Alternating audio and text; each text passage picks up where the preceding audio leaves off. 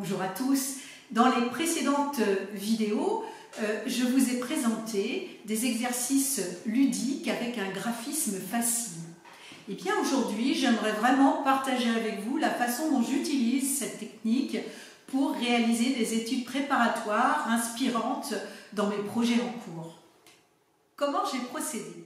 J'ai d'abord réalisé une matrice dans une feuille de rhodoïde. J'ai découpé les motifs.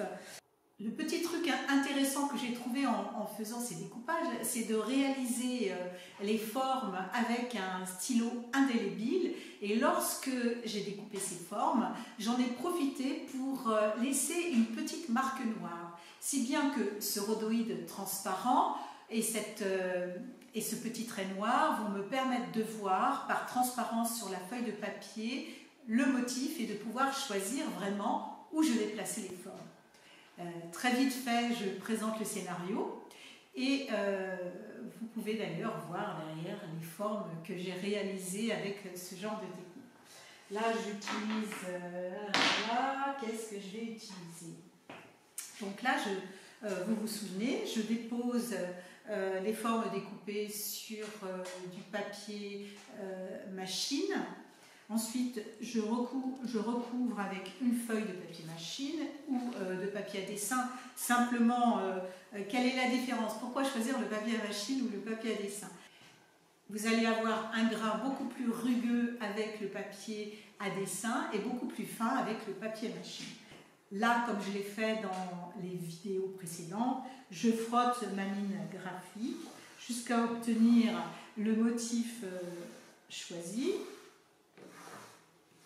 Je vais insister sur les zones qui doivent être plus marquées. Voici, pour faire vite, un exemple. D'autres exemples que vous pouvez voir sur le mur. À la mine graphique, ensuite j'ai fait une combinaison avec du sépia, de l'encre sépia et de l'encre indigo. Pourquoi ce procédé est si intéressant?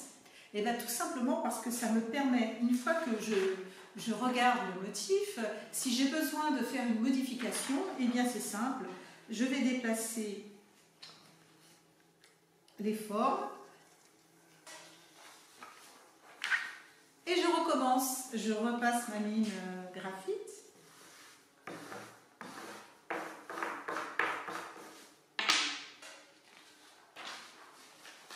Nouvelle composition et je vais faire cela en série jusqu'à ce que j'obtienne quelque chose avec lequel je peux rentrer en résonance avec mon travail en cours.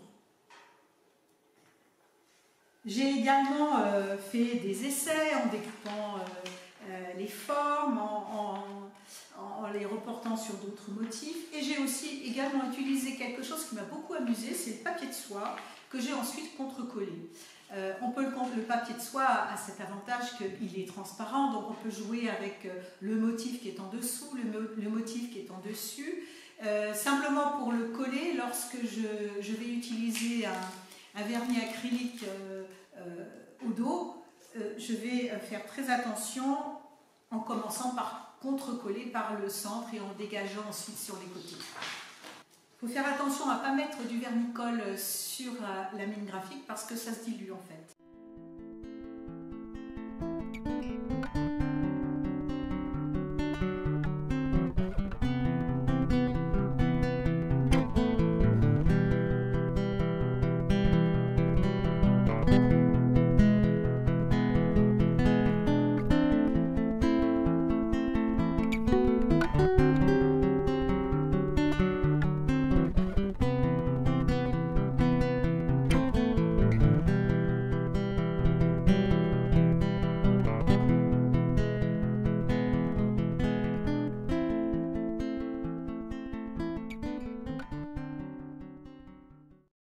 Et puis j'ai eu envie de faire une autre exploration en jouant avec des formes figuratives que j'ai découpées dans du papier à dessin.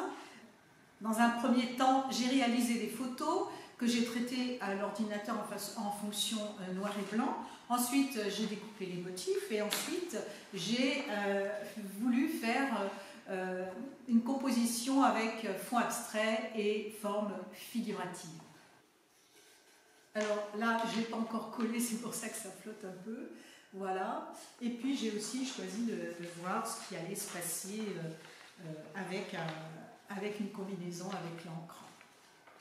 Il y a vraiment de quoi faire avec ce procédé rapide qui permet de composer à l'infini et très rapidement des possibilités. Ce qui est très important, c'est que cela serve mon inspiration. Mon inspiration avant de pouvoir me lancer et faire une composition sur toile ou tout autre support.